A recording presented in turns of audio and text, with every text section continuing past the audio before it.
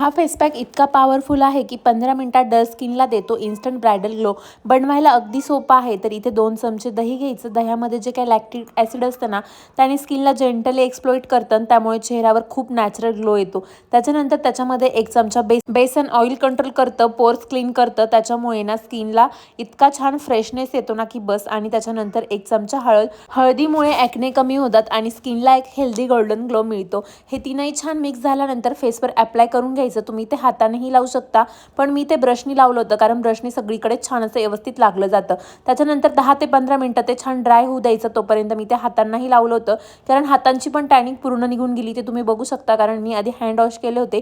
आणि त्याच्यानंतर इथे फेसला पण इतका जबरदस्त ग्लो येतो ना, जर आठवड्यातून एकदा जर तुम्ही हा फेस पॅक लावला ना, नक्कीच तुमच्या स्किनवर रिझल्ट दिसेल। चला त्यानंतर माझं रुटीन शेअर करते। तर आज एकादशी होती म्हणून ना इथे विठ्ठल रुक्मिणीची पूजा करायला घेतली होती। छान आधी सगळं क्लीन वगैरे करून घेतलं आणि त्याच्यानंतर ना विठ्ठल रुक्मिणीला हळदी कुंकू आणि अष्टगंध लावला, मस्त दिवा वगैरे लावला। इतकं प्रसन्न वाटत होतं ना की बस।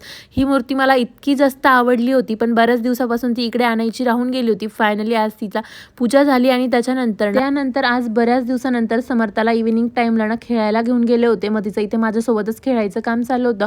मस्त आम्ही दोघीही खेळलो, थोडा वेळ वॉक केला मी आणि त्याच्यानंतर ना घरी आल्यानंतर बघा समर्थाचं असं काहीतरी खेळायचं चालू होतं झोक्यावर उलटं। तर असा होता माझा दिवस। तुम्हाला जर माझे ब्लॉग बघायला आवडत असेल ना, तर मला फॉलो करायला विसरू नका। Thanks for watching and bye.